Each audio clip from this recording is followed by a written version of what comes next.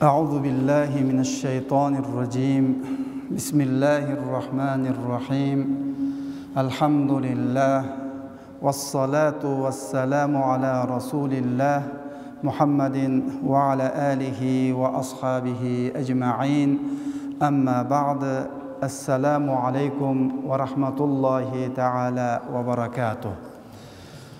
Sözümüzdün başında barыбызды жоқтан бар кылып жараткан улуу жаратуучубуз Аллах субханаху ва таалага мактоолорубуз болсун. Андан кийин улуу жолбашчыбыз, пайгамбарыбыз Мухаммад Мустафа саллаллаху алейхи ва саллам бизге өрнөк болуп жашап өткөн, эки дүйнө бактылуулугуна жетелеген, үммөттөрүн сүйгөн, үммөтүнө күйгөн, улуу Аллах Тааламын сүйүктүү болгон пайгамбары Мухаммад Мустафа саллаллаху алейхи ва салламга салам дуаларыбыз болсун. Урматтуу жамаат, баарыңыздардын бүгүнкү улуу күндө тилеген тилегиңиздерди Кудайым кабыл кылсын. Баарыңыздардын үй бүлөңүздөргө тынчтык, амандык берип, жума күнүндө дуалар кабыл, ар бириңиздердин дуаңыздарды Кудай Таалам кабыл кылган болсун. Бүгүнкү жума баяныбыз пайгамбарыбыз Мухаммад саллаллаху алейхи ва салламга болгон сүйүүнү иш жүзүнө ашыруу. Биз пайгамбарыбыз алейхиссаламды сүйөбүз дейбиз. Кандай ал сүйүүнү билгизебиз? Кантип иш жүзүнө ашырабыз? Аллах субханаху ва тааланы сүйөбүз дейбиз. Бирок кантип иш жүзүнө ашырабыз? Ошол биздин сүйүүбүз, биздин пайгамбарыбызга болгон мухаббатыбыз тил учунда, оозубузда эле калабы же аны амалга ашырып, иш жүзүнө ашырып, аны биз көргөзө алабызбы? Андыктан урматтуу жамаат, бул пайгамбарга болгон сүйүү, Аллага болгон сүйүү бир гана тил учунда калбаш керек. Ал сөзсүз түрдө ошол пайгамбарыбыз алейхиссаламдын жашап өткөн өмүр таржымалын окуп, үйрөнүп, жана ошол пайгамбарыбыздай жашоого аракет кылабыз. Пайгамбарыбыз алейхиссаламдын сүннөтүн тирилтиребиз, сүннөтүн аткарабыз, сүннөтүн колдонобуз. Ал эми сүннөт дегенде кайсы сүннөттөр бар? Пайгамбарыбыз алейхиссаламда жашоодо өзү аткарып жүргөн тазалыгына тиешелүү сүннөттөр, балким мисвак, балким кийиминде, балким турган турпатында, мис коюнганда сүннөттөр ушул элеби же башка дагы жашоодогу сүннөттөрдү ишке ашырабызбы? Бая тишти жууп жүрөбүз, туура, бул улуу сооп. Пайгамбарыбыз жүргөндөй, баскандай, тургандай өзүнө тиешелүү сүннөттөрдү аткарганыбыз өтө улуу сооп. Бирок ушуну менен эле чектелип калып, адеп ахлакка байланышкан, үй бүлөгө байланышкан, коом менен иштешкенде коомго байланышкан, жүрүм турумдагы кылган сүннөттөрүн аткарабызбы же ошону менен чектелип калабызбы? Албетте сүннөт дегенде пайгамбарыбыздагылай, пайгамбарыбыздын шафаатына ишиш үчүн, Аллах Тааланын ыраазылыгына жетиш үчүн анда биз пайгамбарыбыз алейхиссаламдын сүннөттөрүн бардык жашоодо колдонушубуз керек. Бардык жашоодо. Мисалы пайгамбарыбыз алейхиссалам бул хадисинде айтып өттү, кимде ким ушул 2-3 ишти аткарып жүргөн болсо, ал адам Аллах Тааланын кепилдигинде болот деп. Мен дахала бейтаху бисаламин фахуа даминун алаллах. Ким өзүнүн үйүнө ассаламу алейкум деп салам айтып кирсе, ал адам Аллах Тааланын кепилдигинде болот дейт. Биз пайгамбардын сүннөтүн аткарабыз деп үйгө салам айтып кирип атабызбы, жокпу? Үйгө кандай акыбалда кирип атабыз? Ачууланган, сырттан тапкан, жанакындай бир кайгы, капа, уруш, жаңжал менен ачууланган акыбалда үйгө кирип атабызбы? Же пайгамбарыбыздын сүннөтүн аткарып, дайыма үйүбүзгө киргенде жылмаюу менен ассаламу алейкум деп күлүп кирип атабызбы? Мына пайгамбарыбыз алейхиссаламдын сүннөтү турат. Пайгамбарыбыз алейхиссаламдын сүйгөн үгүбүздү сүннөтүн аткаруу менен аны бир эле жанакы биз айтып өткөн эсептелүү нерселерде гана эмес, жашообуздун бардыгында биз толугу менен ишке ашырышыбыз керек. Мына азыр эле бир сүннөтүн айтып өттүк. Жана пайгамбарыбыз алейхиссалам өзүнүн досторуна кылган, үй бүлөсүнө кылган, бала чакасына кылган, жамаатына жасаган, досторуна жасаган, ибадатына жасаган, соода сатыкта, алыш бериште, бирөөлөр капа кылса кечиримде, алар келгенде сабыр кылуудагы сүннөттөрүчү. Аларды аткарабызбы, жокпу? Пайгамбарыбыз алейхиссаламга Мужадала сүрөсүндө айтылгандай, яһуттар келип, яһуттар ар кандай айла амал кылып, Пайгамбарыбыз алейхиссаламга зыян жеткирүүнүн аркасында алек болот эле. Ар кандай айла амал кылат. Не деген адам ойлонбой турган айла амалдарды кылып, Пайгамбарыбызга зыян жеткирүүнүн аракетинде эле. Күндөрдүн биринде өздөрүнчө Пайгамбарыбызга шыбырашып, келишип, ичара сүйлөшүп, анан Пайгамбарыбызга ар кандай учактарды таркатышып, ушул арабызда калсын, ичибизде калсын дегендей. Анан Пайгамбарыбыз алейхиссаламга келгенде Аллах Таалам Кур'анда айтты, алардын ичара сүйлөшкөнүн, алардын эмнелердин үстүндө келишип алгандыгын Аллах Субханаху ва Таала Кур'ан аркылуу ашкере кылып коет эле да. Ошондо келип алар не дейт? Аллах Таалам Кур'анда айтат: "Ва иза жауука хайяука бима лам юхаййика бихилла ва якулуна фи анфусихим лаула юазибуна Аллаху бима нақул хасбухум джаханнам ва хасбухум джаханнам."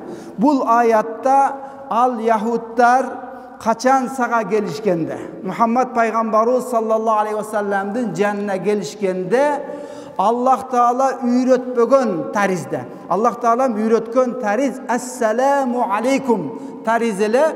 Алар Аллах Таала үйрөтпөгөн таризде келип, тилдерин айландырып, саламга окшотуп, ассаламу алейкум деп коет да. Ассаламу алейкум, сага өлүм болсун.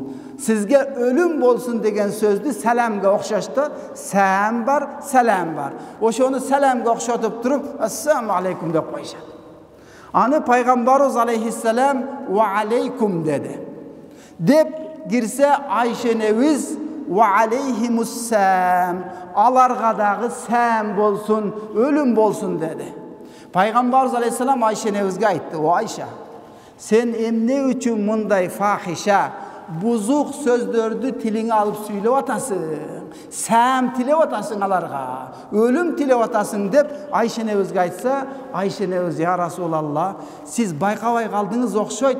Alar sizge salam aytkan jok. Sam ölüm tilep ketti, men oşonu kaytarıp koydum dedi.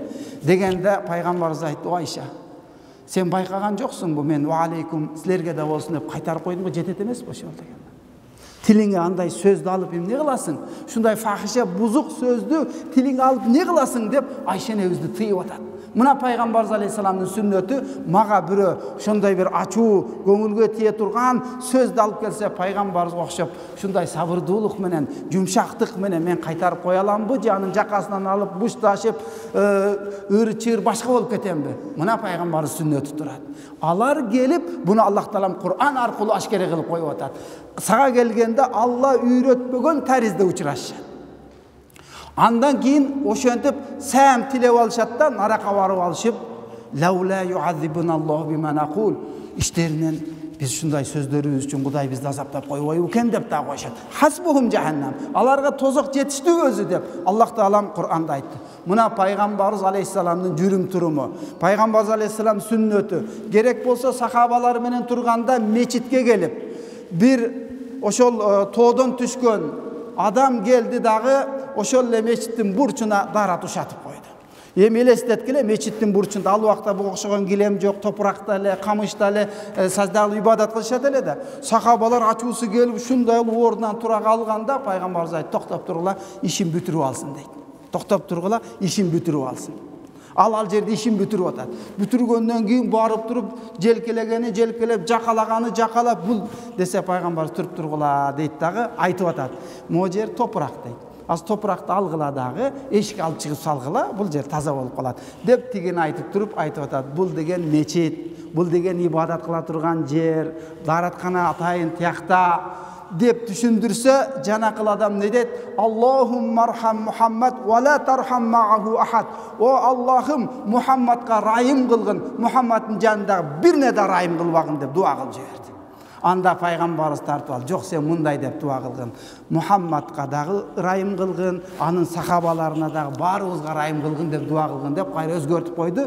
Ошондон кийин пайгамбарыбыз ал адам үчүн сүйүктүү инсандардан болуп калды. Мына ушундай тагдырларда биз пайгамбарыбызга болгон сүйүүбүздү пайгамбар ушунча эле деп жумшактык менен, жакшы мамиле менен ошол сүйүүнү, пайгамбарыбызга болгон сүйүүнү биз иш жүзүнө ашырып атабызбы, жокпу? Анда ар бир ишибизде, баскан кадамыбызда, сүйлөгөн сөзүбүздө, аялыбызга жасаган мамилебизде, кечиримде пайгамбарыбыз алейхисаламдын аты Мухаммад. Мухаммад макталган. Эмнеси менен макталган? Асманда да периштелер арасында макталган, жерде да инсандар арасында кыяматка чейин о дүйнө бу дүйнөдө макталган. Мухаммад кыргызча которгондо макталган. Эмнеси менен макталган? Аллах субханаху ва таала Ал-Имран сүрөсүндө айтат: Аузу биллахи минеш-шейтонир раджим. Васари'у иля магфиратин мир раббикум ва джаннатин ардухас-самавату вал-арду уиддат лил-муттакин. Васари'у шашылгыла. Васари'у жарышкыла. Эмнеге шашылгыла? Эмнеге жарышкыла? Иля магфиратин мир раббикум. Роббуңардан болгон кечиримге, Роббуңардан болгон магфиратка, кечиримге шашылгыла. Ва джаннат, жаннатка шашылгыла. Ардуха, ошол жаннаттын туурасы асман менен жердей. Асман менен жердей. Ал эми 7 кабат асманды элестетелик. Мына кабат асманга 500 жыл убакыт керек. Наркы 7 кабат асман, туурасы узуну жөнүндө сөз кылбаптыр. Туурасы асман менен жердей болгон жаннатка шашылгыла. Ал жаннат Кудайдан корккондор үчүн ырасталган. Ал Кудайдан корккондор кимдер алар? Аллазина юнфикуна фис-сарра. Алар жеңилчиликте, сүйүнчүлүктө, жакшылыкта дагы нафака, садака кылып, Алла берген рызкыдан чыгарышат. Ошондой жаннатка шашыла тургандар, Алланын магфиратына шашыла тургандардын сыпаттарынын бири, алар сүйүнгөн барчылык, токчулук, сүйүнүш, жеңилчилик, рахатчылыкта дагы садака кылышып, Алла берген рызкыдан нафака кылышат дейт. Вафиддарра, ошондой эле кыйынчылыкта, жокчулукта, тарчылыкта дагы беришет дейт. Буну тафсирчилерибиз не дейт? Адамдарды сынап көрсө, Аллах субханаху ва таала bir байга, bir адамга байлык берсе, чыгара баштайт экенде, берип атат ого. Аллах таалам аны сынап байлыгын кичине тартып койсо, ошо колу да тартылып калат дейт, бербей калат дейт да. Ал эми bir адам бар дейт. Аллах таалам сынап байлык берген сайын тырышып, бербей, чыгарбай калат. Аллах таалам байлыгын алып койгондон чыгара баштайт экен да. Карасаңыз, бирөөгө берип койсо, берип калат экен, алып койсо, алынып калат экен. Бирөөгө берип койсо, тартылып калат экен, тартып койсо, берип калат экен да. Ал эми Аллах таалам Кур'анда не дейт? Барда дагы жокто, ошондой байлыкта бар болуп турганда дагы, рахатчылыкта да, сүйүнчтө да, жакшылыкта да алар беришет. Ошондой эле кыйынчылыкта өзүндө bir жокчулук болуп турса дагы беришет. Мына сыфаттары Аллах таалам айтты, барчылыкта дагы, жеңилчиликте да, оорчулукта да алар садака кылышат. Вал казиминал гайз. Жана ачууларын жутуп жиберишет.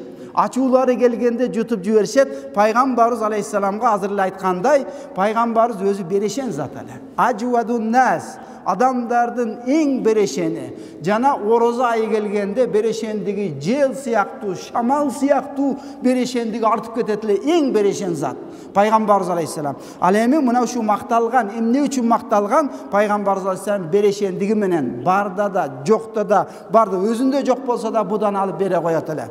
Андай вал казиминал гайд, ачуусуна тийген адамдарды ачуусун жутуп жиберет эле. Азыр келип ассам деген өлүм тиле учурашкан Kur'an'dan aytıp versek, Peygamberimizin alarga kılgan joğun karаңыз.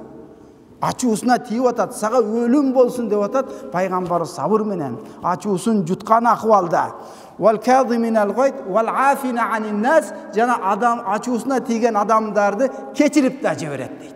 Mına jannatga, Allah'ın mağfiratına şaşıla turgan adamlar, açuusuna tigen adamdardı keçirip de jiberişet. Vallahu yuhibbul muhsinin. Allah'ım mına uşunday ihsan, жақсылық kılıçılardı süyöt dep Allah subhanahu wa ta'ala Kur'an'da aytdı. Peygamberimiz aleyhisselam kuddu mına Kur'an'da aytılganday Ayşelebizden soralıştı. Peygamberimiz kanday ele degende eki büttu Kur'an ele. Kur'an basıp jüröt ele. Kur'an'da emne buyurulgan bolsa atkarat ele, emne buyurulgan bolsa tıyılgan bolsa andan Peygamberimiz aleyhisselam tıyılat ele deydi.